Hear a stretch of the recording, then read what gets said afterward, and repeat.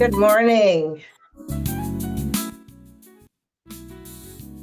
It is 10 o'clock and we are going to get started.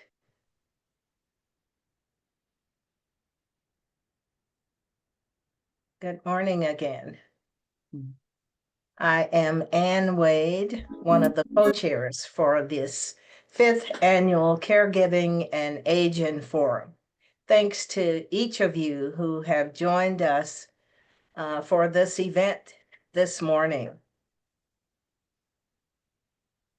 I'm also the co-chair for the Delta Deers, the lead planners for this event. Thank you again for waking up with us and for joining us again this morning for this annual event. We appreciate the time that you have taken to join us. And now, my next co-chair. Good morning. Is Good morning. I am Dr. Carol Gupton. I am a proud Delta Deer of the Minneapolis-St. Paul alumni chapter of Delta Sigma Theta, and I serve on the Delta Sigma Theta, the Caring and the 5th Annual Caring and Aging Forum.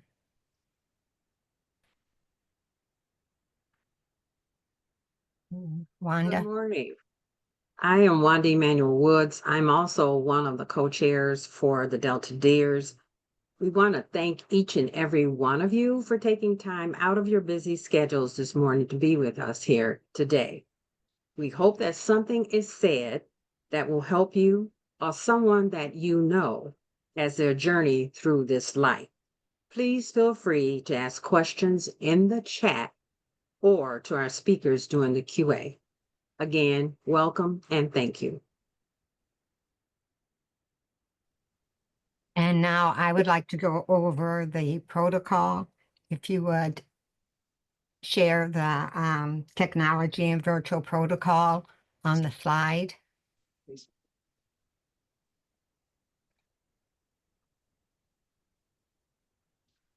Okay, so the protocol is that could you give me one moment? I'm sorry, something happened with the slides. They disappeared Okay. for 1 second. Give me 1 second, please.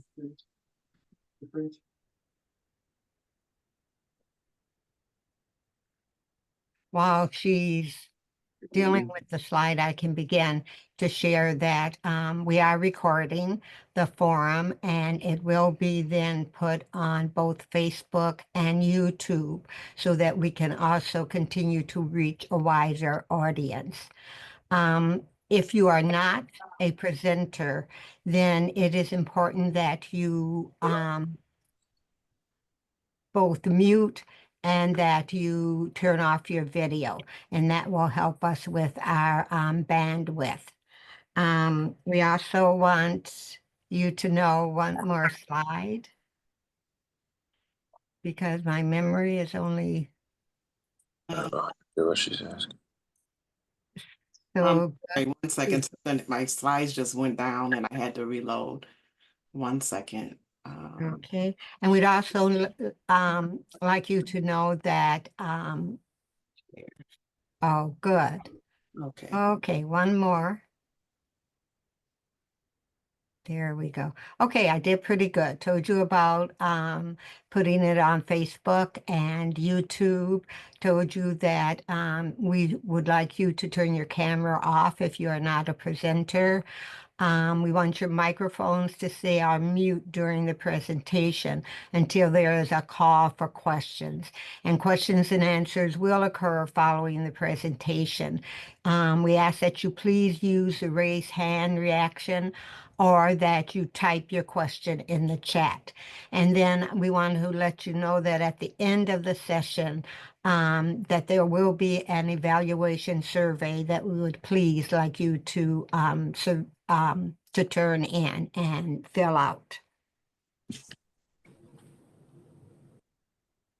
At this time, it will be my pleasure to introduce Dr. Stephanie Barrage, who is president of the Minneapolis-St. Paul Alumni Chapter of Delta Sigma Theta.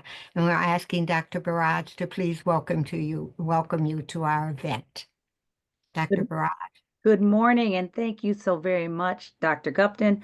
I am so excited to be here today, and we want to welcome everyone to the 5th Annual Caregiving and Aging Forum. This is so important to talk about our health and to be able to talk about wellness. And I'm always so impressed with our Delta Deers, who they literally work tirelessly to ensure that our community members have the information, updated information to help them as they work with and care for our family members, our community members, through health and wellness for those working that have family members or community members that are aging, and how we can care for our community members. And so I'm always appreciative of the work that they do. We want to welcome you here to our event. And on behalf of the 190 plus members in the Minneapolis-St. Paul Alumni Chapter, we welcome you and hope that you are able to gain from this forum. If you are not able to be here in person today, which is why we will, as she shared, that this will be streamed. We will have this in different areas so that you can share this with other members throughout the United States who will need this information to help them as they care for family members and community members.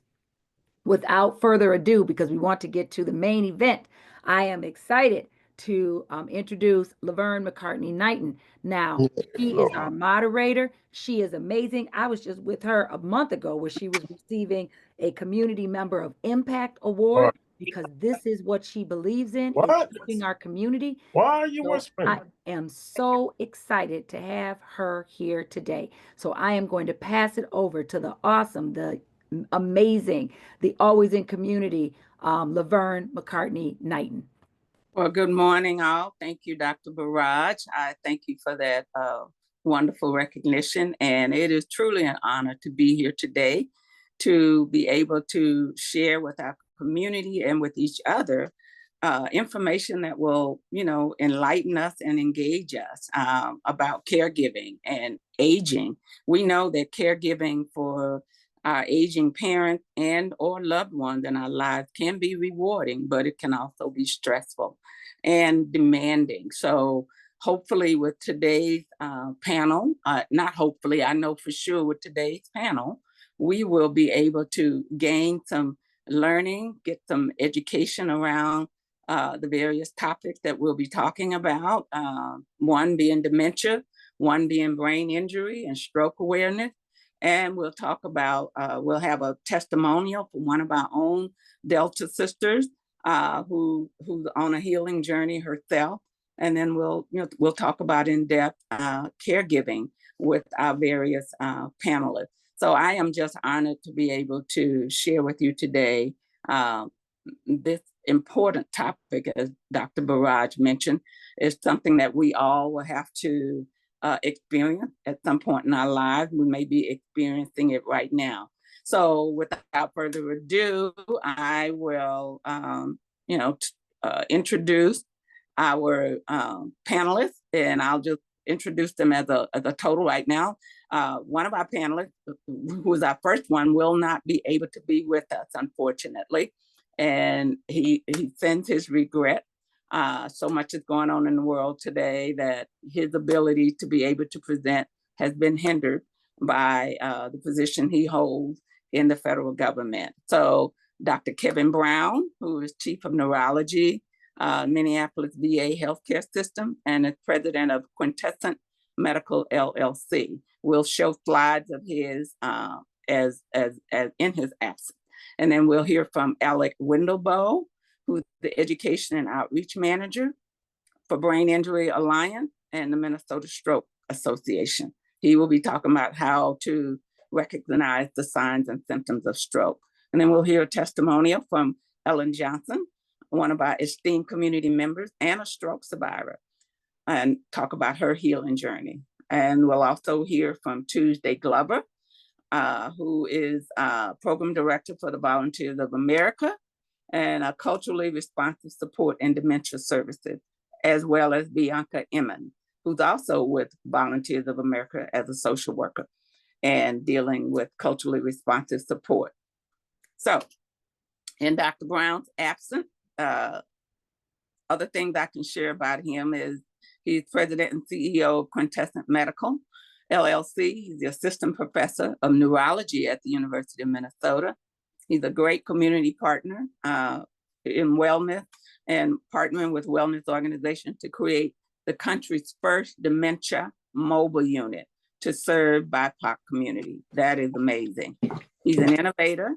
He developed a model to extend wellness to local communities by placing kiosks in barbershops, beauty salons, and training schools to make blood pressure checks more accessible. And that's wonderful in and of itself when you think of innovation, because to be able to have the services that we need in the places that we frequent every day, our barbershops, our beauty salons, those things, those places that are important to our well-being, to have those accessibility equipment in those places is important.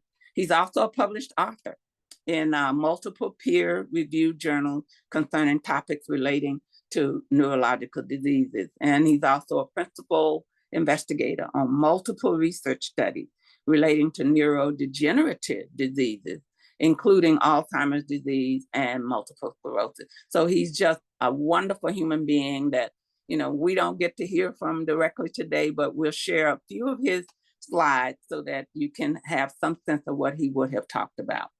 And one of his main topics is dementia with Lewy body, which is the most common disease that you've never heard of, because I know I didn't hear of it until we mentioned his name. The DLB diagnostic criteria, central feature, essentials for diagnosis, dementia, which is defined as a progressive cognitive decline of sufficient degree to interfere with normal social or occupational function, or ADL. That's some heavy language there. Core clinical features, the first three often occurring early and may persist throughout the course of the disease, which is fluctuation of cognitive function or attention and alertness, recurrent visual hallucination, RVD. Don't really know if I know what that means, but may proceed cognitive decline, and then spontaneous Parkinsonism, Parkinson's disease. All right, next slide. So here's a little bit of background on Lewy body dementia. It's the second most common form of progressive dementia. It affects 1.4 million people in the United States. It accounts for 10 to 15% of dementia. It encompasses DLB and PDD. It's male predominant. Now that's surprising. Possibly faster decline than AD. And over here it says at least 75% of patients with PD who survive greater than 10 years develop dementia. And then the 1-year rule to differentiate PDD from DLB.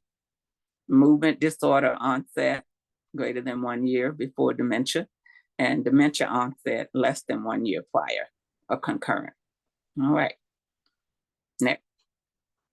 And this is very helpful. These are some preventive measures that we should be aware of. No known preventative measures for DLB, strategies for delaying age-associated dementias in general, cognitive and social stimulation, exercise. We all know that's important to anybody's well-being, whether you're young, old, or in between, and having a heart-healthy diet to reduce any cardiovascular risk.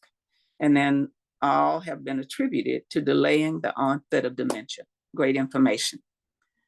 There's a summary here that LBDs are common, but under-recognized and undiagnosed in routine clinical practice. LBDs are the second most common neurodegenerative disease, dementia, after AD. The umbrella term that encompasses two related clinical diagnoses, PDD and DLB. Although initial clinical presentations may differ between DLB and PDD, the common underlying pathology is alpha-synuclein aggregation. My goodness, these are some serious medical terms. And as we mentioned earlier, it's a male predominant disorder, slightly earlier age of onset than AD. And then lastly, there are no specific approved treatment for most symptoms of LBD. Wow. However, clinical experience and case series inform off-label use of medication for individual symptoms. So what will happen here is we will send these slides out to all of our participants. So you'll get to read a lot of what Dr. Brown would have talked about. He had a plethora of slides with a lot of information. So you'll get to see those slides and really read them in your leisure and learn what you need to learn. So thank you. Our next presenter is Alec Wendelboe. Alec is a Minnesota native with a passion for providing outreach for the Minnesota Stroke Association. He's an education and outreach manager who oversees the education and outreach department for the Minnesota Stroke Association. He travels around the state providing brain and stroke education. His neuroscience expertise and research focus leads him to have a Bachelor of Science in Neuroscience from Hamline University, where he was involved in extensive research with Wesley and Lorraine Art Cognitive Neuroscience Center. He does case management, where he provides services through the Minnesota Stroke Association. He now oversees, I don't see the rest of that, he oversees education, and I'll let him speak more about that. Welcome, Alec, to our forum today. We look forward to hearing what you have to say. Thank you very much for having me. Yes, and I'll just kind of give a little cue when we can move forward with those slides. But thanks everyone for joining me today. Just to give you a really quick rundown of where I'm coming from. So I started working with the Brain Injury Alliance and the Stroke Association as I have some family experience. I have 4 uncles, 2 experienced brain injuries and 2 experienced strokes upon my time growing up. So this is something very close to my heart. I'm very glad to be talking to folks about it today. So if you want to move on to that next slide. Thank you. And so I'm coming from the perspective of both the Brain Injury Alliance and the Stroke Association. We used to function as 2 companies. Now we merged together, really hoping to support anyone in the state who's been impacted by brain injury or stroke. And really our mission is to raise awareness and enhance that quality of life for all folks. Next slide, please. So to begin, I'm going to quickly start by talking through who's most impacted by stroke and brain injury, looking into those statistics and how these injuries occur. Then we're going to move a little bit further into what we can do to support individuals across the state. Okay, so whenever we're talking about an injury to the brain, we are always talking about an ABI, or an acquired brain injury. So this is really any injury to the brain that you were not born with. It wasn't passed down to you throughout the birthing process, nor was it passed down genetically. And it's not going to get progressively worse over time, or it's typically not degenerative in nature. And when we look at acquired brain injury across the board, it's the 2nd most prevalent disability in the United States, falling second only to depression and estimated to impact around 13.5 million Americans. Next slide, please. Thank you. So then when we look into acquired brain injury, there's really going to be these 2 distinct halves of the umbrella. Now, when I think about brain injury, or I bring it up in the community, most folks will often say a traumatic injury, head hitting something, something hitting the head. But we also have this entire set of non-traumatic type injuries. Now, I always like to take a quick stop here and clarify that these classifications of traumatic and non-traumatic, these don't reflect the subjective experience of the survivor. By no means do we mean to say a non-traumatic injury isn't a traumatic event for the person. But this is a way we categorize, was it more of an external injury or something more internally charged? So on the traumatic side, you'll see things like falls, assaults, motor vehicle accidents, sporting injuries, so on. On the flip side, we often see things like stroke, a lack of oxygen, often called a hypoxic or an anoxic brain injury, also complications during surgery, infectious diseases, or exposure to certain toxins or pesticides. Now, in some instances, stroke can be traumatic. Let's say somebody gets into a car accident and it causes a brain bleed. Now, that's still a stroke in nature, but a little bit more traumatically oriented. Next slide, please. So now how do we talk about brain injury itself? Well, when we're looking at brain injury, we often use these 3 classifications: mild, moderate, or severe. Now, this is another place I like to stop.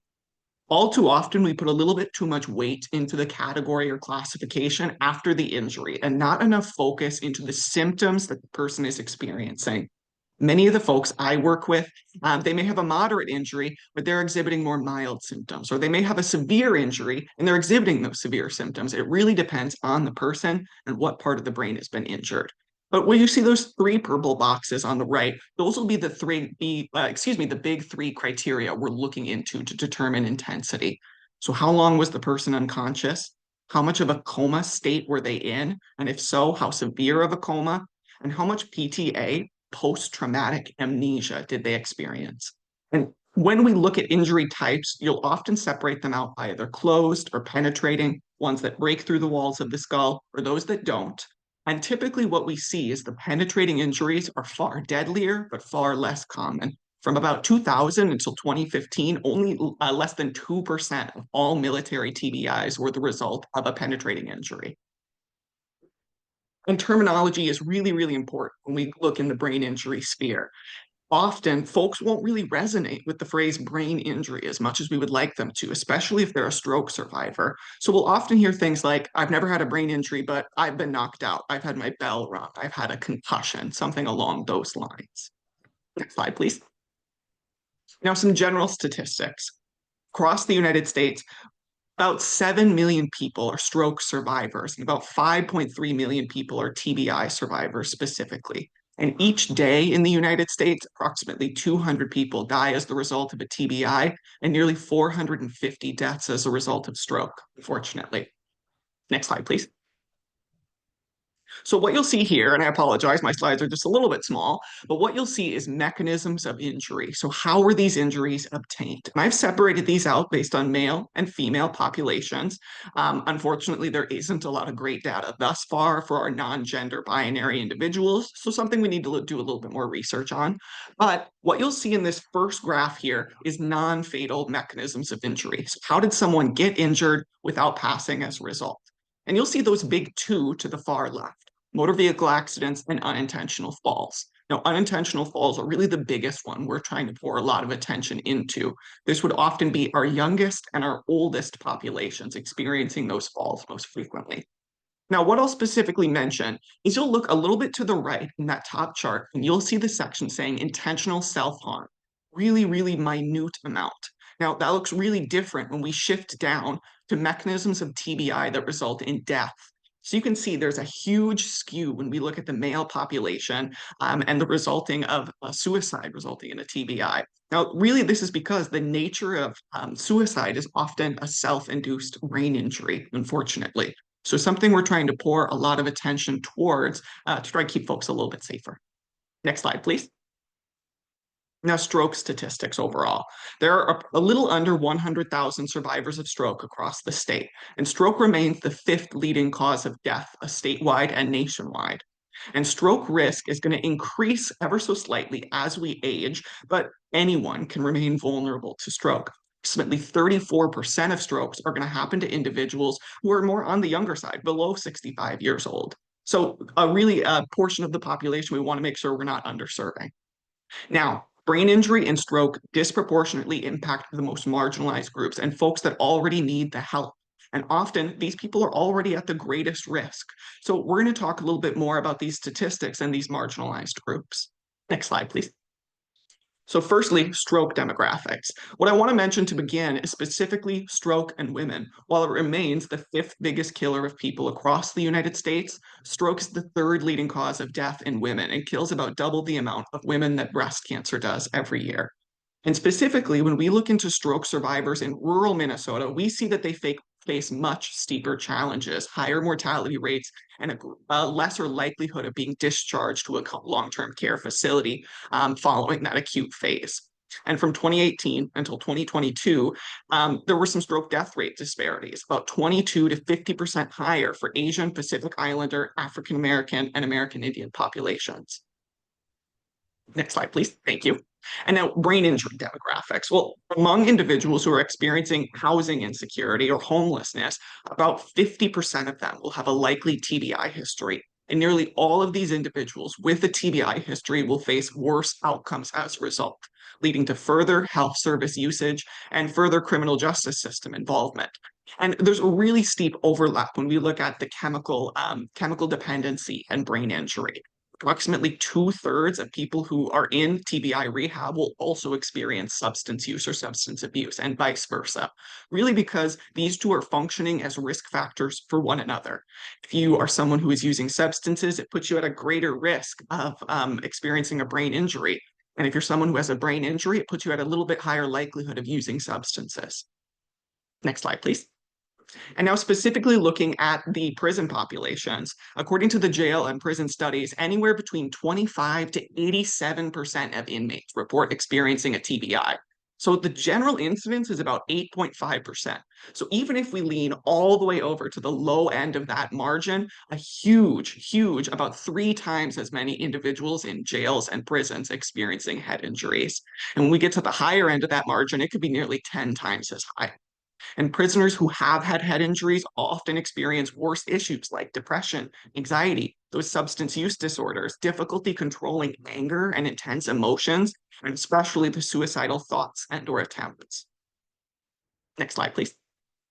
And when we look at the national prison population, it's somewhere around 60% of individuals will have a likely TBI history. And in Minnesota specifically, it looks like approximately between 82% of inmates and 25, depending on the severity of that injury. At least a quarter of inmates will report 3 TBI incidents or 1 TBI incident that would be ranked as a moderate injury or higher.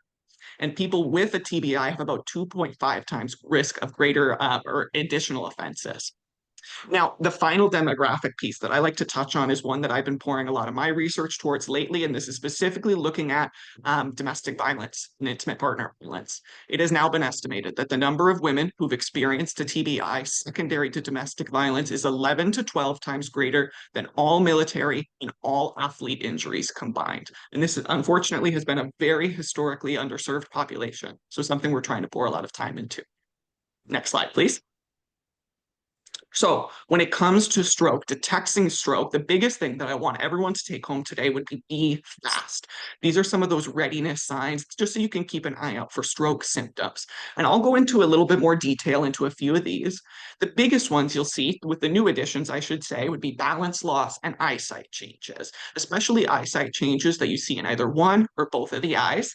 And I'd say the facial droop is probably the biggest hallmark of stroke. The smile test, asking someone to smile, one half goes up and the other one doesn't so much. But the one that I like to touch on in the most detail is arm weakness.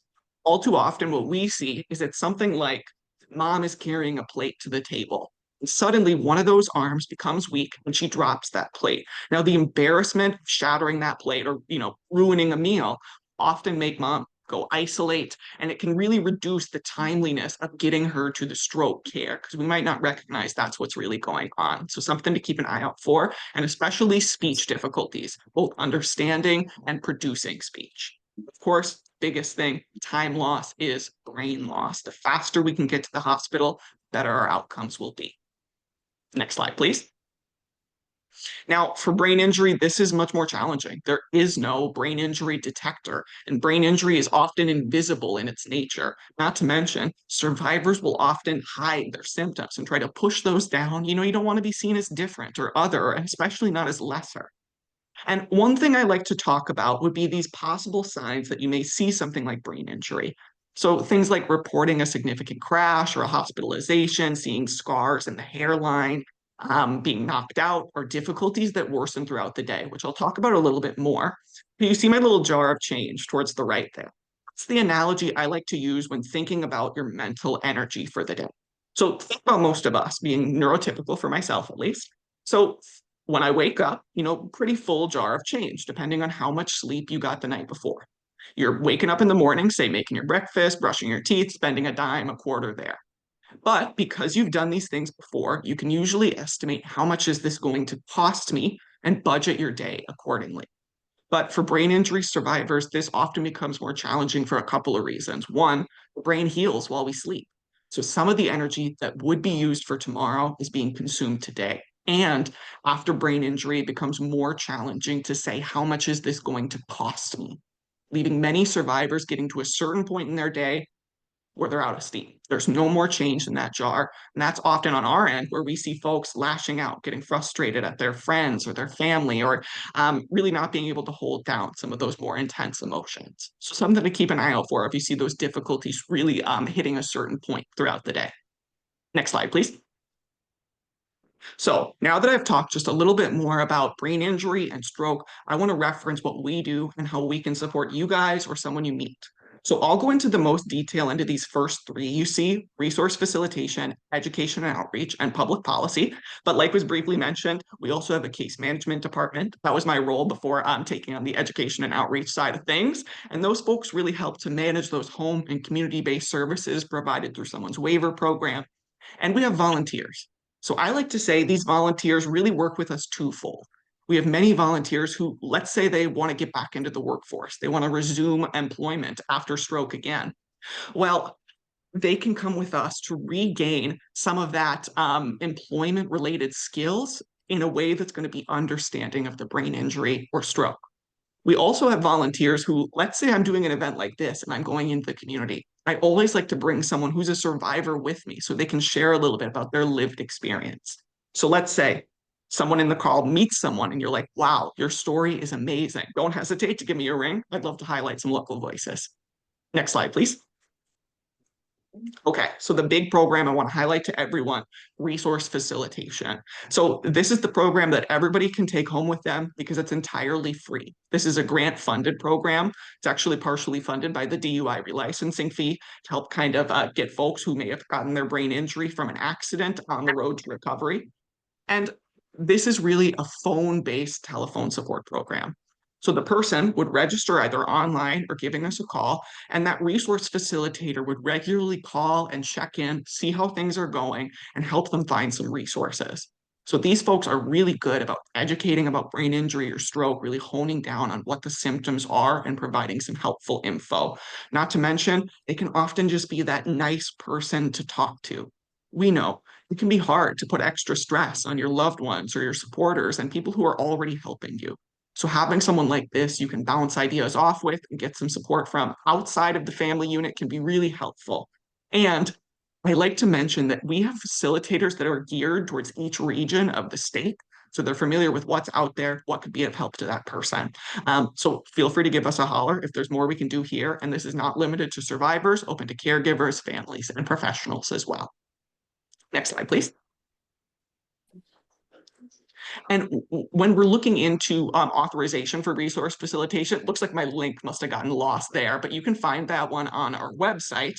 We also have paper forms like this one in our office. But the other big things to note about resource facilitation is it's free, it's voluntary. So if the person gets in there and they're like, hey, not for me, that is A-okay with us, and they can feel free to call in with questions anytime. Next slide, please. Okay, so then my department, education and outreach. And really what I wanted to give you is a general sense of the various events we do. So ranging from things like our support conference, which we do twice a year to invite survivors and their families to kind of connect on that more personal basis and connect with the community. We also do a number of events throughout May, which is Stroke Awareness Month, and March, which is Brain Injury Awareness Month. We do our Stroke Matters and Mind Matters magazine, our Walk for Thought and Strides for Stroke promotional events. We also do professional conferences for both stroke and brain injury to bring in the local doctors, physicians, researchers, and get them to share their newest info. Also brain injury and stroke basics, like we're doing today, unmasking brain injury events. If any of you have been to some of the major hospitals around the state, say in the March or May timeline, you may have seen some of these masks displayed, kind of a cool art project for survivors, and our virtual lunch and learn sessions. So lots of options there. Next slide, please. And I wanted to highlight some upcoming events. So one of the biggest ones being our Brain Injury Support Conference is coming up on the 15th of May, 15th of March. So this one is entirely free. We typically have around 100 survivors and their families come. We give them a couple short presentations later in the afternoon to give them a little bit more info about brain injury or stroke. We also have our professional conference coming up in April and our Walk for Thought coming up in September. So lots of new things on that front.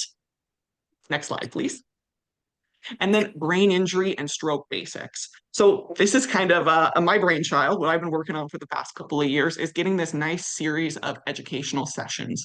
So we've got a real slew ranging from our brain injury basics series, our stroke basics series, and into our prevention series. And I won't go into all the weeds, but to just highlight a few of the more interesting ones, we'll have introduction, adjustment, and caregiving for both brain injury and stroke. We also do a presentation specific to pediatric brain injuries and domestic violence and its relationship to brain injury. We also have a couple presentations that are more geared towards fall and stroke prevention, also abusive head trauma prevention, or you might be more familiar with its former name, shaken baby syndrome, and suicide prevention, not to mention. I also do a couple of sessions with youth groups, teach them about helmets and how to protect their brain. Next slide, please. And our public policy focus. So these folks really being geared towards going to the Capitol, advocating for issues that are important to survivors. And some of the big things we're focusing our attention on right now would be protecting medical assistance, reducing the income and asset standards that tend to impoverish people that are barely getting the help they need. Also, promoting affordable housing, trying to find more housing options out there. We know how challenging it can be when someone is on a reduced or limited income to find that housing, not to mention if something like credit or past renting experience is playing in there. So trying to get some more advocacy on that front. And brain injury prevention, specifically focusing a lot of time on those e-bikes and the e-scooters you see around the metro. They don't provide helmets. And as a result, we see a lot of injuries coming up. And finally, our citizen advocate program. So anyone that's had their life impacted by brain injury or stroke is welcome to join this program. We invite folks to the Capitol to speak with legislators, make sure that they're being heard on the policy level, and really make sure that we're getting those advocates out there. Next slide, please. So as we get to the end here, I always like to give the caveat that a brain injury can change anything, whether that's a traumatic brain injury, a stroke, something in between. It has the potential to change anything, but it often will change everything. And let's use the example of memory. If memory changes, it changes the way we view ourselves, how we view our loved ones, how we view our community and our past, and that can bleed into so many other aspects of how we live day-to-day life. So while it can change anything, it will often impact everything. Next slide, please.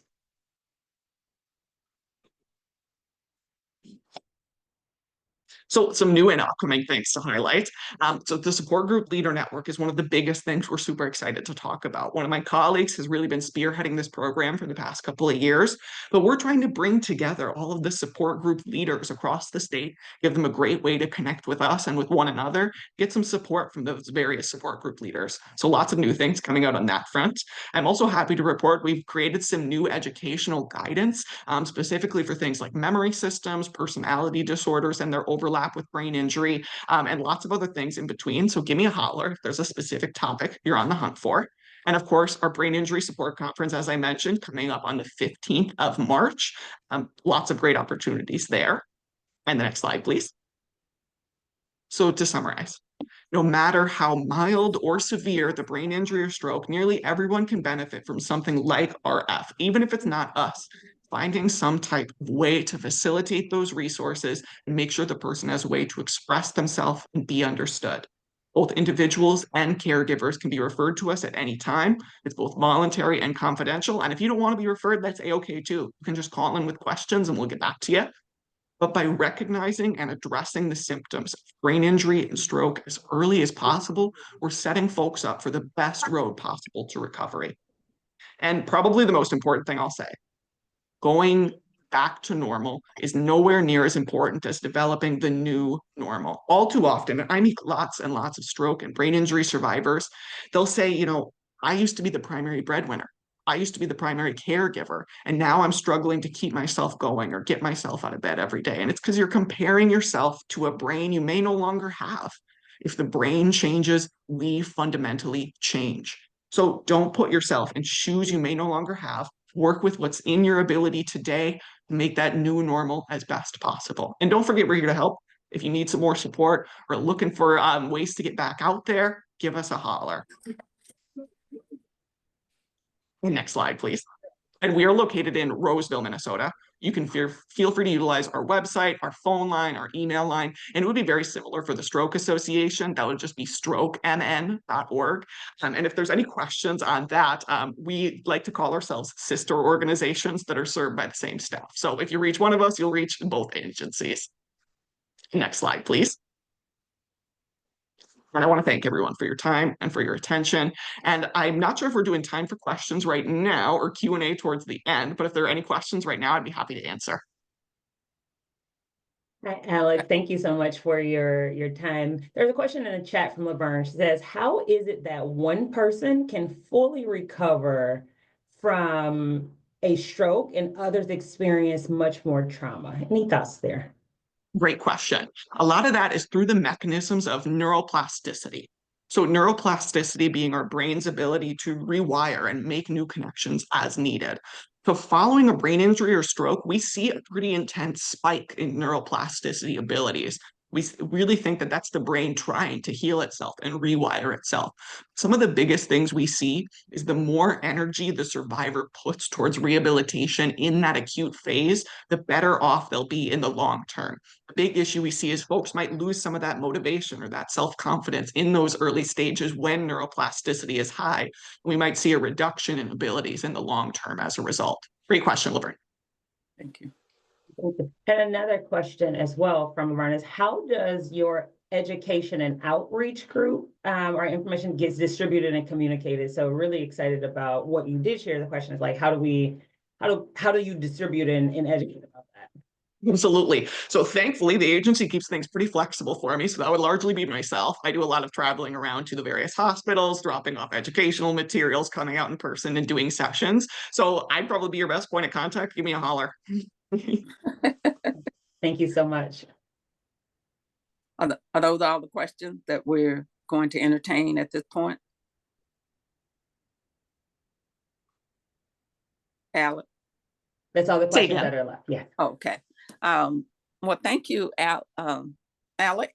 Thank you very much for having me. Yeah, this was some great information. I think the part I love the most is toward the end when you indicated that, you know, we have to deal with the new normal versus, you know, the old way of doing things. And it's like, you know, really trying to meet people where they are and helping them adjust in their new normal. That was very enlightening for me, that, you know, we move forward with the new normal and not, you know, try to live in that gray area where the old brain was and moving forward. Right. And of course, easier said than done, but something to shoot for at least. Right. Well, thank you, everyone. But, well, before you go, though, I would like to, you know, bring up another issue. I think that's in alignment with the question. When you see what has happened recently with a major celebrity, Jamie Foxx, who experienced a stroke, and how he has fully recovered, does care really, and I think you hit on it at some point, does the level of care you receive really make a difference? And to your point, I think you made that the energy that's put into the initial recovery process matter. Does that really make a big difference sometimes? Very, very much. The other really big one that we see is folks having peers that they can relate to on the recovery process. What we see is that if someone who's a survivor can connect with someone who's a survivor that's also done really well and gotten a lot better, then we see them spontaneously being able to gain a lot of that motivation and regain a lot of those skills. Where on the flip side, we do have some research that if someone, say, is brought into a support group that may be at a little bit lesser condition than the individuals in the group, we may see a reduction in abilities amongst the rest of the group.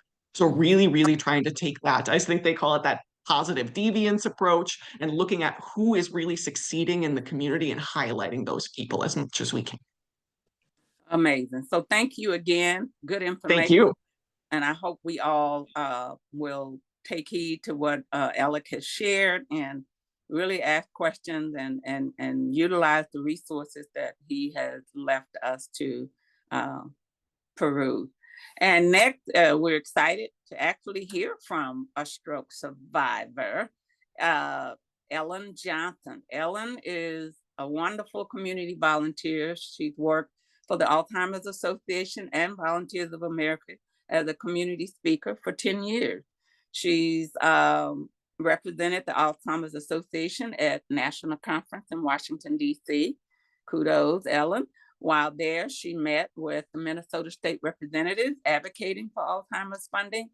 And this work has also afforded her the opportunity to continue to do what she does and to facilitate community educational meetings.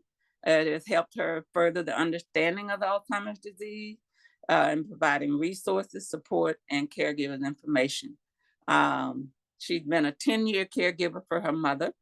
And as I said earlier, the reason she's here today is that she's a stroke survivor. She experienced a year ago while visiting with her son. And without further ado, let's hear from Miss Ellen Johnson. Thank you, Ellen, so much for being with us today and sharing your story. It's so important that we get to hear from people who have really walked the walk and can now help others by your story being shared. Thank you.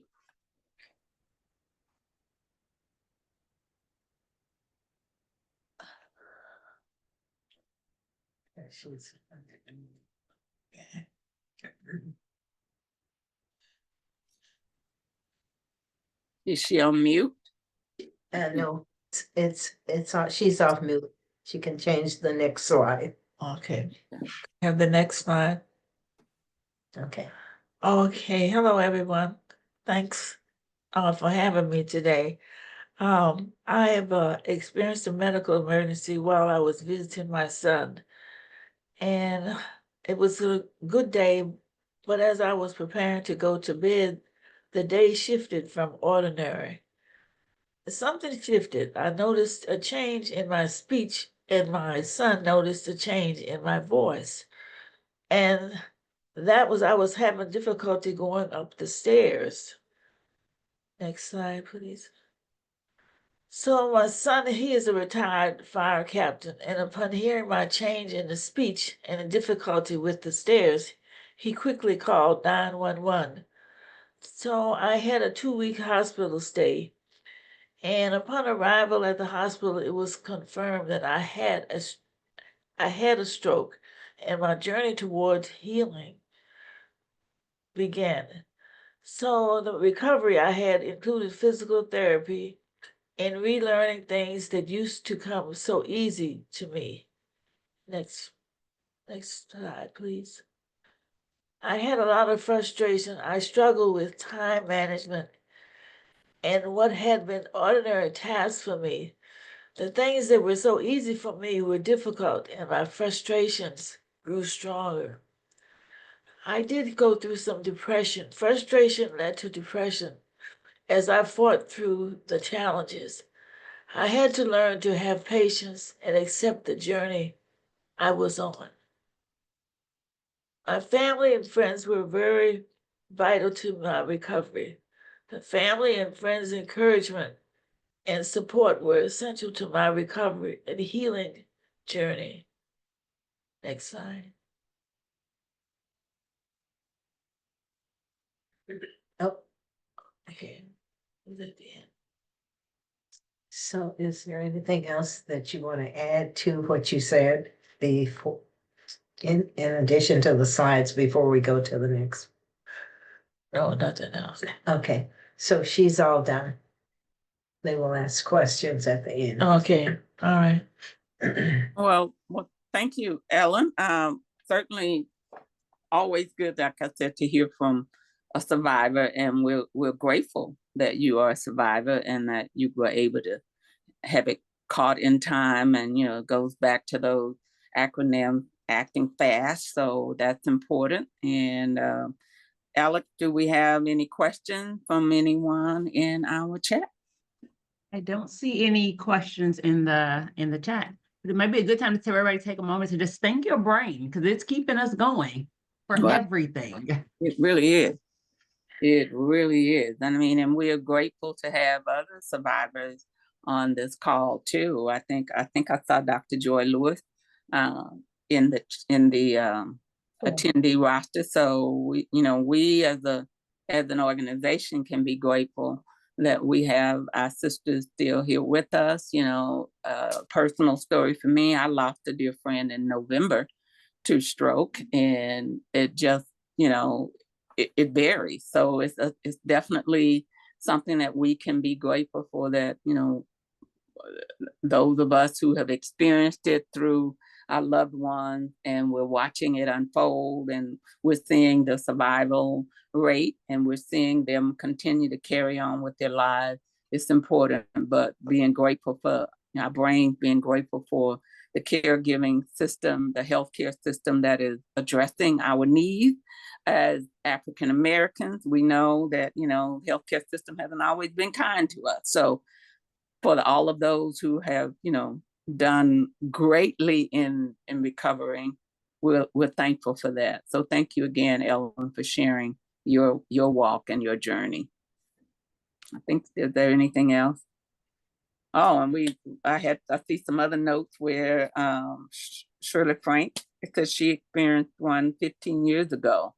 And someone also said they're grateful that, Ellen, you weren't too proud to seek and accept help. Madeline Daniels is actually dealing and caring for two people in her life. So let's just be prayerful and mindful of all of those who are providing care and all of those who are going through recovery. All right. Well, we're really moving right along in time today, given that we couldn't get a full presentation of our first presenter. I'm really proud to be able to introduce our next two presenters, Tuesday Glover and Bianca Emmons. Tuesday is the program director with Volunteers of America, Minnesota, Wisconsin chapter. She has a Master of Arts in Social Work. She's has a degree in community health from St. Kate. And she deals with health disparity and justice. She's an advocate there for as a culturally responsive caregiver support and dementia services program engagement. Her vision is to decrease health disparities. We love that. To help provide equal access to quality health care. We know that's important. And to increase health literacy in communities of color.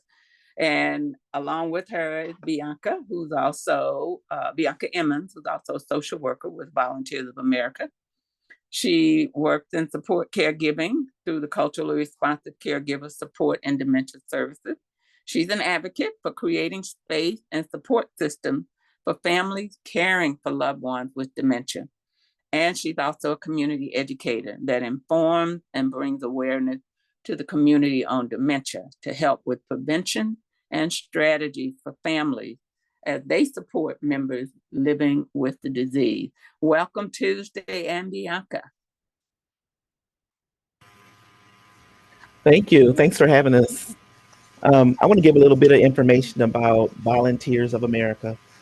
So Volunteers of America is a nonprofit organization which reached 23,000 people last year. And their mission is to help people build hope and resilience and well-being through the integration of health, housing, and human services. And the vision, which holds for me as well and our program, is healthy communities for all. So in my bio, I talk about health disparities, and we are truly on a mission to decrease those health disparities. Again, my name is Tuesday Glover. I'm the program director here at Volunteers of America, the culturally responsive caregiver support and dementia services team. It wouldn't be fit for me to move forward without saying that this program was founded by Dorothea Harris, and she was my past director, and then she passed the baton down to me. So I'm just really careful, and I make sure that I let people know that she started the program and she founded the program, and I'm just moving it right along. I'm gonna hand it over to Bianca. Next slide, please. Good morning, and thank you for the warm welcome. And so there are only four kinds of people in the world: those who have been caregivers, those who are currently caregivers, those who will be caregivers, and those who will need a caregiver. Next slide, please. Some of the services that we provide include caregiver support group. And again, I have to mention Miss Ellen Johnson because she and Dorothea work closely together, and they created actually the first caregiver support group, and they called it Little Angels. Since then, we have created 3 more. So they started it all off, and I'm just so proud and honored to be a part of the program. We also have dementia services. We do a lot of dementia education with caregivers and their families. We have CHW community health workers on our staff, and I'll talk a little bit more about the services that they provide. They play a huge part in the work that we do in the community. We work closely with older adults, and the mission for that is to keep older adults in their home for as long as they possibly can or as long as they want with services and resources. And we do a lot of brain health education in the community. We are person-centered, and I'll talk a little bit more about that in a bit. Next slide, please, Bianca. All right. And so our big thing is definitely making sure to provide support to our caregivers, and we offer support in a variety of ways. As Tuesday mentioned, we have caregiver support groups, we have dementia services for our older adults, health education, and in addition to that, we also do counseling, we do caregiver consulting, we host support groups, we do those on a virtual platform, and we also have events that we host in person as well. We help caregivers access services or assistance resources, and we also provide respite services. And so our older adult support, we provide services to older adults 60 years or older. However, with the times that we are in, we are now seeing early onset. And so we are seeing a lot of younger adults being diagnosed with dementia and or Alzheimer's. And so we see younger caregivers because they are supporting their loved ones who may have gotten an early onset diagnosis. Those services that we do provide include health education, and so just really spreading that awareness, talking a lot about healthy living, healthy lifestyles. We support daily living skills. We assist with accessing community resources as well. Next slide, please. Who is eligible for our program? And so if you or someone that you may know, they are carrying 18 years or older and are providing informal care in home or in the community to a care receiver, someone who is in need of care, the caregiver must provide supervision to a person with a serious health issue who are at risk for themselves, or safety risk, who pose a safety risk for themselves and others because of a cognitive and or mental health impairment. Next slide, please. Dementia services. So a lot of our work is working with families, and a lot of the families that we work with, or the caregiver, the first thing that they ask for is, what is dementia? What does that look like? How do you communicate with someone with dementia? What are the stages of dementia? So a lot of our work is dementia education around the different types of dementia, and I'll go into that in a minute. So yes, we are always educating around dementia, and we have evidence-based programming that we use while educating the family or the individual. Next slide, please. So we educate about dementia. We talk about the importance of making sure you get your annual memory screen. I want to reference back to Dr. Brown. Dorothea, I have to bring her up again because she was the one that really connected with Dr. Brown and created a universal, culturally appropriate memory screen for the community that we serve. The screens that we were using previously, all cultures couldn't use it. They didn't identify some of the things on the screen. So we went back to the drawing board and created a risk factor screen for memory. And knowing the risk factors, we'll talk about that a little later too, is very important as there's no cure for this disease. So the disease dementia. So we have to address it in the front, and we do a lot of public health as well because of the risk factors and because we want to be educated about being proactive for the disease. So dementia is an umbrella term for different types of dementia. So the different types can be vascular dementia, and that connects to what Alex was talking about, high blood pressure, some brain damage. It connects to stroke, having a stroke. So we really have to be proactive and take care of yourself as far as that high blood pressure. Make sure you're taking your medication, making sure that if you need medication that you're getting it, and making sure you're getting to your annual doctor's visit. So some other things that we are doing in the community is the memory screen itself. So we're on the mobile clinic, we're doing the memory screen. And one thing we want to let people know when we're doing the memory screen, dementia is not normal aging, and it's by no means a diagnosis. Next slide, please. So some of the facts that we found through Alzheimer's Association, nearly 7 million Americans are living with Alzheimer's disease. It kills more than breast cancer and prostate cancer combined. And then a caregiver fact is 3 in 5 caregivers, 3 in 5 dementia caregivers say less stress and more peace of mind are potential benefits of having a care navigator. So that meaning that as you're a caregiver, I was a caregiver. I just lost somebody really dear to me.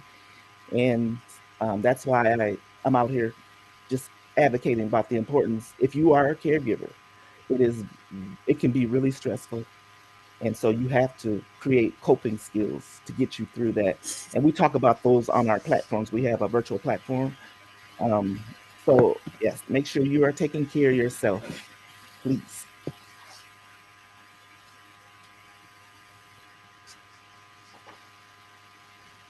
Oh, sorry about that. All right. Healthy living lifestyles. And so here at Volunteers of America, we really focus on healthy living. As we all know, health is wealth. And so we promote and teach how to live healthy, how to eat healthy. We really focus on holistic caregiver health programs that incorporate socialization, access to resources and services, health education to promote long-term self-management. And so something that we have recently really started doing was our really promoting our healthy living lifestyles and really just talking with our caregivers and our individuals in the community about what that looks like and different changes to their diet and just really thinking at a more in-depth rate about different substitutions for things that we can eat. You know, some of us may have a sweet tooth, and so we are learning and teaching about how to maybe substitute some candy or some of those unhealthy sugars for healthy sugars, fruit, things of that sort, where you can still get your sweet tooth fulfilled, but being mindful about what you are putting into your body.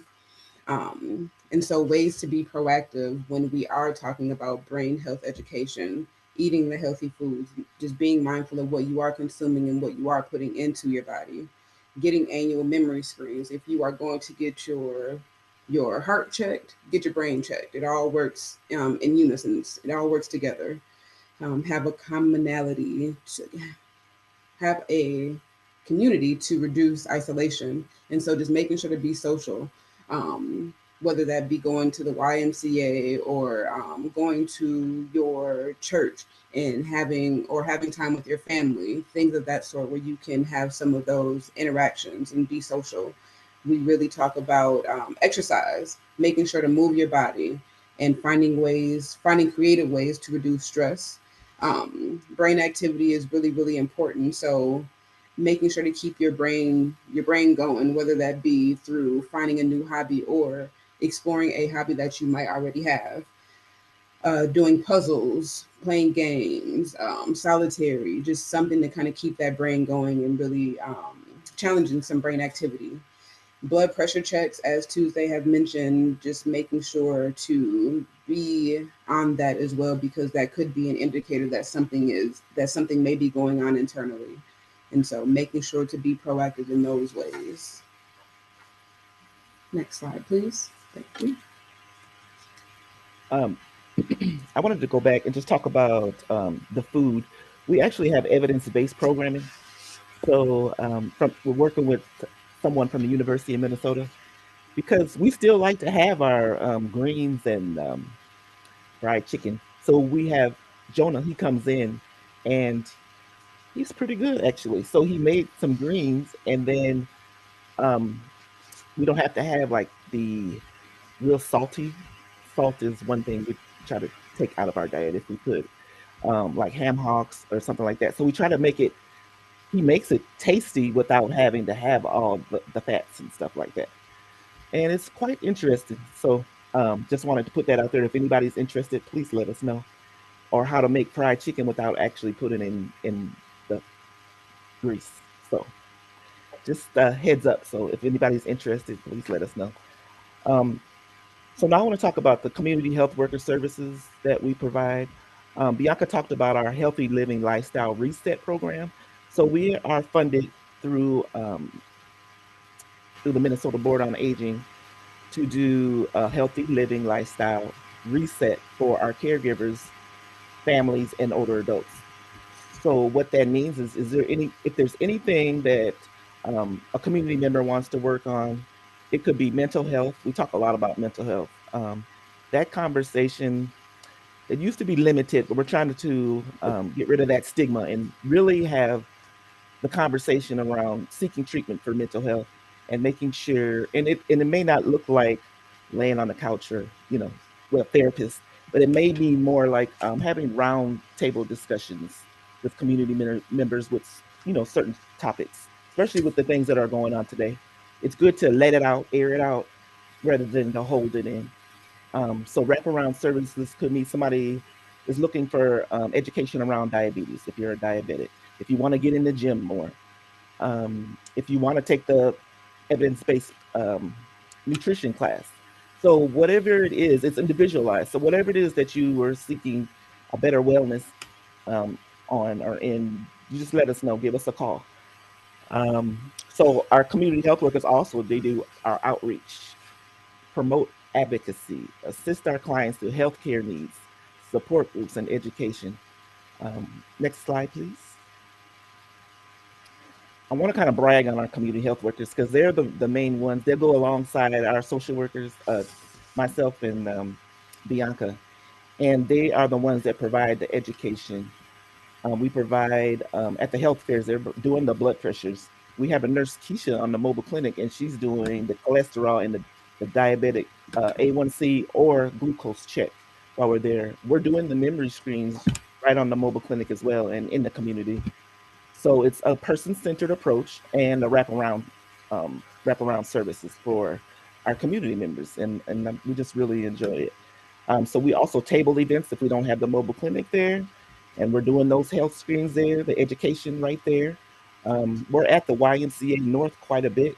We were just at the Bethany Community Center yesterday. They had a Valentine's event, and we were in back room doing our health screens and educating people about the risk factors for dementia. So, and I haven't mentioned that yet, but a lot of the risk factors include hypertension, diabetes, isolation, um, depression, smoking. There's so many. And we have to address the risk factors and ways to minimize them because that's the way we're being proactive about the different diseases. And I heard Alex talking about some of those same risk factors for the brain injury. So, um, yeah, we just have to just hit it from the front and be proactive for the disease because in our community, there's no cure for this disease. Once you have it, you have it. And I've seen it as a caregiver of somebody with dementia. Once they have it, they have it. And some progress fast, and some progress slow. It depends on what type it is, and it's individualized. I also want to say that I talked about the umbrella for dementia and the different types of dementia. We are finding that some people have mixed dementias. They may have two types of dementia. And then also, as Bianca mentioned, we're people are having dementia at age 45 to 55. I've never seen it like this all my 10 years of being with this program, but now we're seeing people are having early onset dementia. So please get your memory screens. Make sure if you have hypertension, making sure you have it under control. Cholesterol, isolation, depression. Make sure you're addressing all those because those are all risk factors for dementia. Next slide, please. All right. And so as we go into this next slide, we do a lot of virtual platforms. And so I will go in depth about each of our virtual platforms that we do host. So we have Spiritual Health, which is held on the first and third Tuesday, which is faith-based sessions where we use spiritual principles to uplift and engage caregivers and older adults. We share caregiver challenges. Next, we have cultural community connections, and so we really bring in perspectives from the community. We learn about what's going on in our neighborhoods and things that may be impacting us. We have guest speakers and leaders who share insight, and we also do some deep breathing and some mindfulness in that group as well. We have Wellness Wednesdays. It's a fact-based community education group where we engage and we inform our caregivers about healthy lifestyles and well-being. We share information from local, state, and national organizations. We have a space where we have space to ask a nurse, where caregivers have space to ask a nurse. And so if you or someone that you know may be new to the caregiving world or new to learning about dementia or have questions about certain things that you may be seeing with your loved one or the person that you support, it's a space to ask the nurse on our platform. We have a platform where we talk about brain health, the goal really to reduce your risk. We talk about the disease and everyday challenges where your brain can be impacted. We have caregiver support groups. And so that is one that I do host with my colleagues. And in this space, it is really caregiver led. We have different topics that we will have monthly. However, one thing that I always stress is that we may have a topic where it's a set topic, but there may be a caregiver who may be in need of support or guidance or wanting to hear from our other caregivers. And so it's very open space. If there are things that a caregiver may be going through or just looking to get some insight from other caregivers, because in this journey, you may feel like you are alone. And so this space is really utilized and ran by our caregivers who are going through the journey and might want to connect with someone else who is also going through that journey. We also have an older adult and caregiver resources centers group. And so in this space, we talk about community resources, other caregivers and other older adults. They may know of some resources where they may be beneficial to some of our other caregivers and older adults. And so we share the platform to provide that space. And we also talk about financial literacy. And so that is something that we've been doing a lot more of as well. And just really making sure to keep our community informed and aware, because as we know that this journey with dementia and caregiving can be very stressful. And if, people are in need of support, especially with our virtual platforms, you don't have to leave your home. You can still be able to get that support from your home. And so we want to make it very flexible for our caregivers. Next slide, please. Thank you, Bianca. I wanted to just brag on the financial literacy. It's a new program, virtual program that we put on, because what we're finding is a lot of our community members don't qualify for a waiver, and that's through the county. So that's like maybe $1,200. You can only, their income can only be, what is it, the 100% poverty rate. So it's like maybe $1,200 a month, and then you wouldn't necessarily qualify for waivered services, which are paid for, pays for our in-home services like PCA, homemaker services, and things like that. So we decided to put on to add this financial literacy piece and have the resources for people that are over that qualification to be able to still find a way to get or find resources for them to be able to have those in-home services, PCA services, and utilize our CHWs if you can. So I wanted to share, we are having a Black History Health Summit, and we're going to have a discussion with, we have community leaders that will come in and be on our panel, and we're going to talk about the health disparities, historical health disparities, and then we're going to address in the African American community, and then we're going to talk about the innovative ways that we've been creative to still have great connections with community members and offer health screens, healthcare per se. So I'm speaking of our mobile clinic. We'll have North Point there. We'll even have a young mentorship mental health program there. They're going to talk about ways that they talk about mental health with the youth. And North Point is going to talk about their integrative model as far as how they changed some things since they reopened up and have all services within North Point.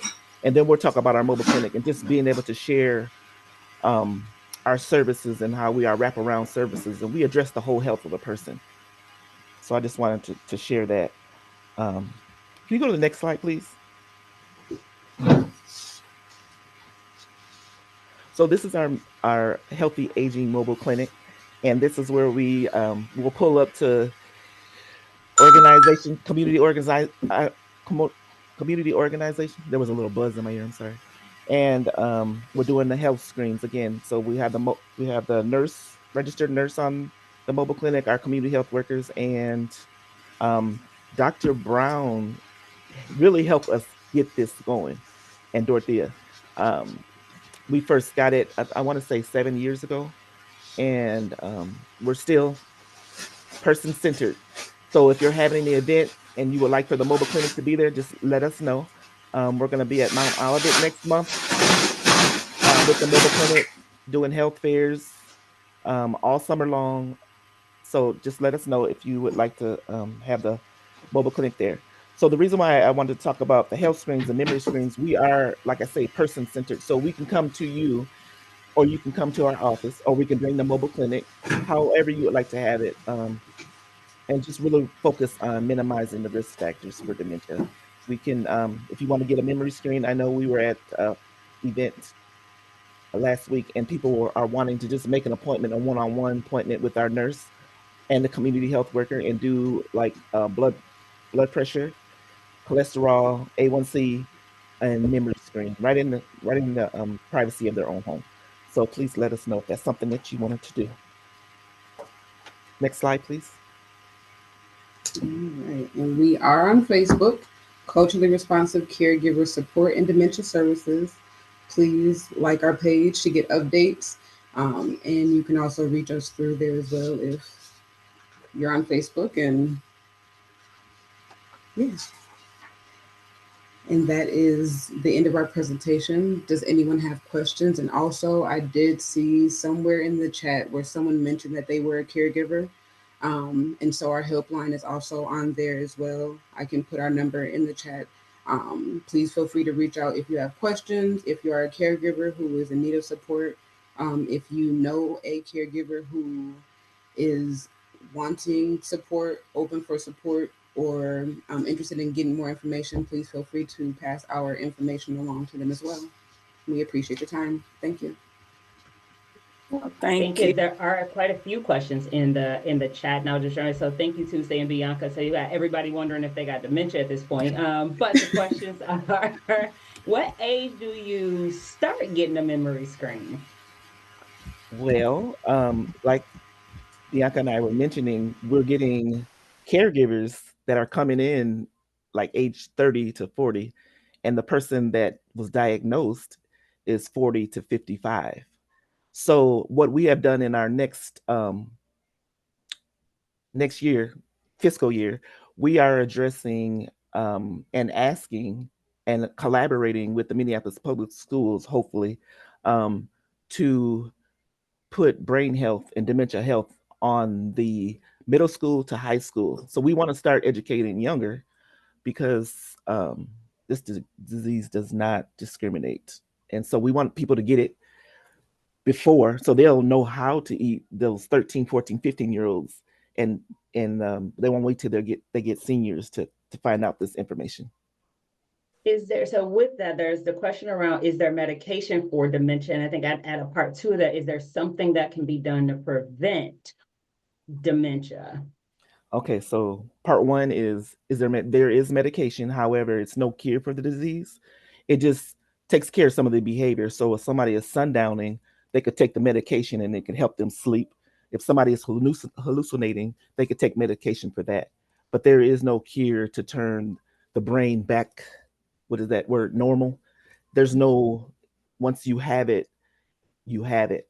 So I've seen in one case though, and I'm not for sure the name of it, and Alex may be able to help me. It's the drinking one where someone had was diagnosed with dementia, but as soon as they went to stop drinking so much, their memory came back. Other than that, that's one, yeah, that's the only one I seen for myself and I can vouch for. And then what's the other question? Oh, the risk factors. What things can you do to prevent then on that? Because it sounds like this is a condition that's created due to something. Are there things you can do to prevent dementia? Absolutely. So those things that I mentioned, the risk factors, blood pressure, diabetes, isolation is huge. Yeah, because during COVID, it was horrible for our persons with dementia in the home. They shut down all services and the people were isolated. So it kind of, routine is everything for somebody with dementia. So what we can do for people, what we can do to prevent is, and be proactive, is making sure if you have diabetes or hypertension, any other chronic illnesses, make sure you have it under control. Also, a big, huge thing is exercise. If you can do 150 minutes, that's a lot, 150 minutes of exercise per week. So that averages out 20, 30 minutes per day of exercise. Exercise is key. The number one exercise is swimming. I don't know how many of us do that, but I love to swim, but I don't always get time to do that. So eating, diet, if you're depressed, anxiety, you need to address that because that affects the brain tremendously. That's how I was like, that's a plus for V3. There was a question that Vern asked, is like, why do doctors not tell you about memory screening? So for many people, that was news for them. So AARP, they had a article out and they talked about that. So what they've done, for some reason, doctors don't address it until you have to advocate for yourself. I always tell my clients, so if you go into a doctor's appointment and they're checking your heart and putting you on the scale, and it's so offensive to me that you don't check my brain, because the heart is as good as the brain. I mean, you can't live with either one of them. So you have to advocate for it. Make sure that you're asking for a memory screen. And if they don't want to do it, you can call us and we'll do it. And you can bring that to the doctor and let them know that you had one. Maybe that can get them going on addressing the brain. I'm not sure why there's a lack of conversation around that. Well, you know, what I was going to add to that is, now that we know, we can ask. I mean, I never have I go for physicals every year. I've never in my life thought that I needed to ask them to check my brain. Yeah. And I'm gonna actually ask them to do that for my husband too, because Yeah. I tease him all the time about his memory, but he may need to Mhm. get memory screening. Absolutely. Yes.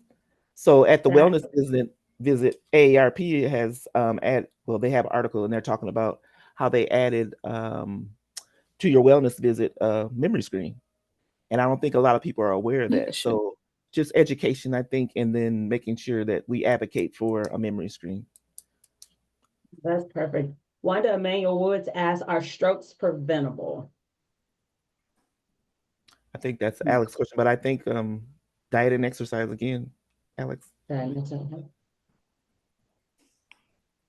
right, well, Alex, do you have anything else to add? There was a question that Yes. came that was There's Totally, one from yes. Asia King in there. What's the difference yeah, between but so regular what's the difference? forgetfulness Yeah. and early dementia? I'm sorry, what is the question? What's the difference between regular forgetfulness and early onset dementia?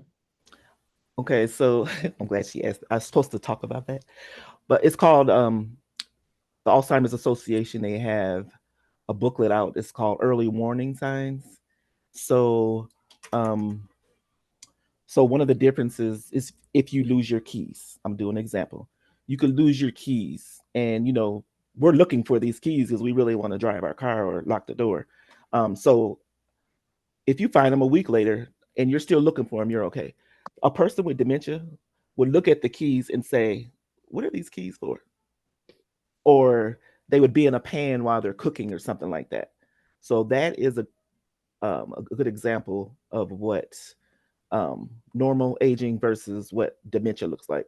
So if you have dementia, you wouldn't even recognize first what they're for and then what they are. So You just calmed all of our blood, at least my blood pressure. 'Cause I was like, wait, this forgetfulness thing. So now I'm okay. I know what the keys are. Yeah, we forget. No, that's perfect. The other Yeah. question was, what does a memory screen reveal? Like I said, because for many of us, that was brand new information. So now the question is like, what does it reveal? Well, our new memory screen, our risk factor one, the one that Dr. Brown created, it addresses the risk factors. So if you it asks age, they ask, do you feel like you have dementia? Has someone told you you had dementia?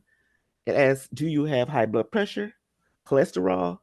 Are you dealing with depression? Do you have a brain injury? And the higher the mark on that one, we suggest you get connect with your doctor and get a workup, a full workup. Got it. Okay. All right. It looks like those are all the formal questions I have. I'd like to really appreciate you and your information. Mm-hmm.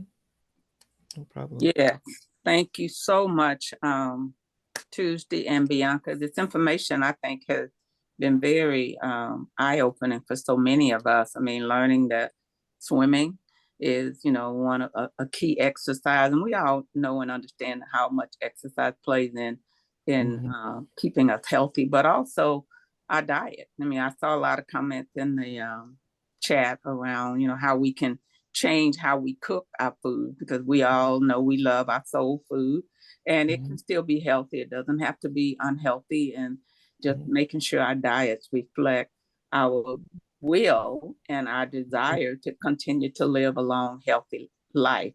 The enlightenment about a memory screen. I am just thrilled that my physical is coming up, and that's going to be one of the first things on my list to inquire of when I sit down with my doctor. And, and like you said, Tuesday, you have to advocate for yourself, because they're always on some schedule where they're trying to just get you in and get you out. And I force them to really, chat with me. I take my list of things I want to ask. Yep.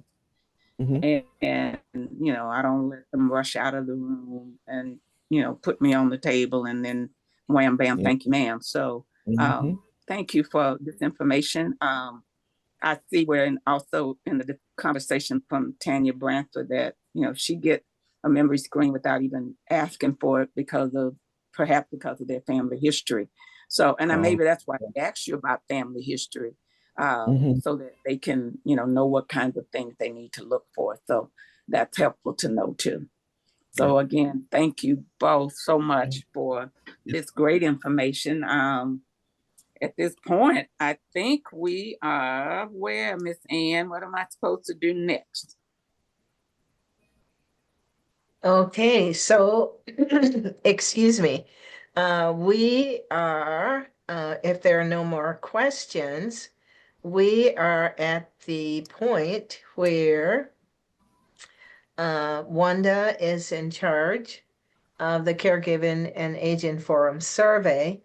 And so Wanda, do you want to talk about the survey at the end before we are, if there are any announcements? And we are going to be finished about a half an hour early. And Once, before we get to Wanda, let me just do an overall thank you to yes. everyone that participated today, our panelists, and the great information you shared in Dr. Brown's absence. We hope to get the information to you so that you can peruse that in your leisure and perhaps, gain some more education about those topics.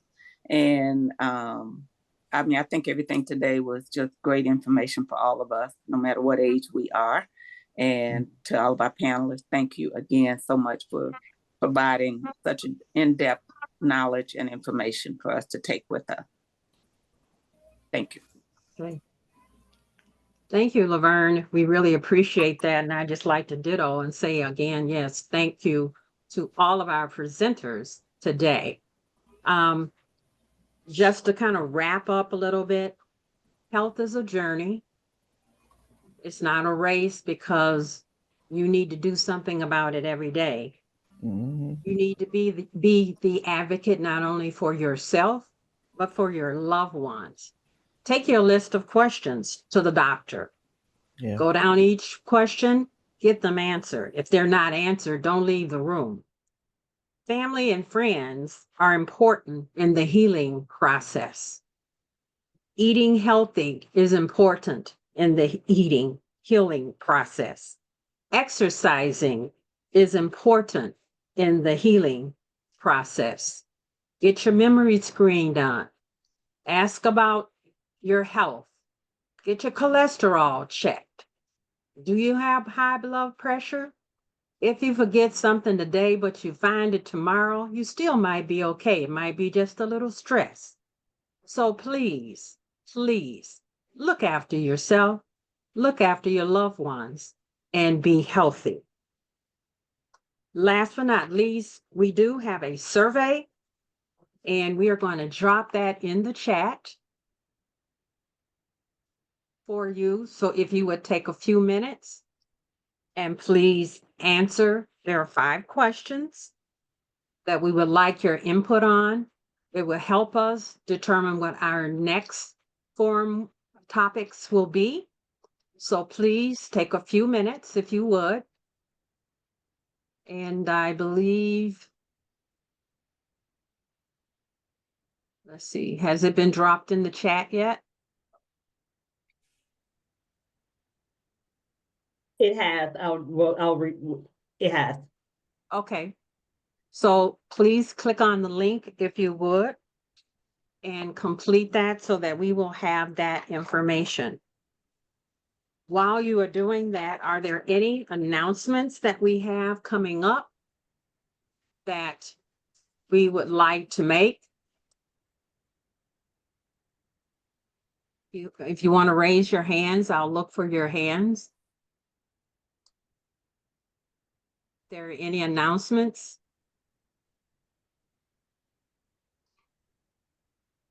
If not, special thank you to our Caregiving and Aging Forum panelists and presenters, to the Caregiving and Aging Forum audience that we have here today, to members of the Minneapolis-St. Paul Alumni Chapter of Delta Sigma Theta Sorority Incorporated, to our forum participants and audience, and to all of those who came out and made this forum a success.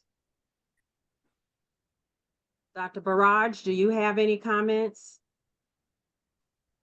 Ms. Ann Wade, do you have any comments before we sign off? We especially want to thank the Alec Wendell Minnesota Stroke Association, Tuesday Glover, and Bianca Emmons, Dr. Brown in his absence. And again, to all of you, thank you. This would not have been a success without your presence here today. And for all of our committee members, if you could stay for about 10-15 minutes for a debrief at the end as our participants and guests leave. Thank you so much and have a wonderful day. And before Thank you. we sign off, right? Before Yes. we sign off, I did want to point out two things that got answered in the chat. Alec Windabo indicated that strokes are absolutely preventable. Some of the biggest things to focus on would be hypertension, diet, exercise, and cognitive activity, which Tuesday mentioned. So some strong similarities between stroke and dementia prevention. And Alex Merritt has been dropping a few hints around joining V3 Sports Center. We all know that it's an amazing sports center over in North Minneapolis. They have a great swimming to learn lessons for adults. So if you want to learn how to swim, I've taken the lesson. Oh, Please sign up and go support that wonderful entity that's really bringing help to our community. So thank you again. I just wanted to highlight those things.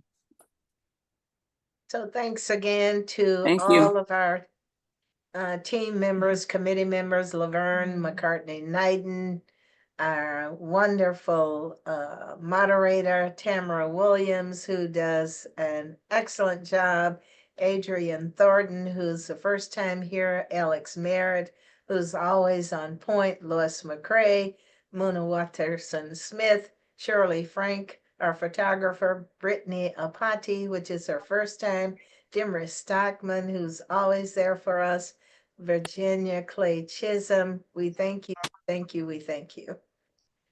So committee, we Hey, want you to stay.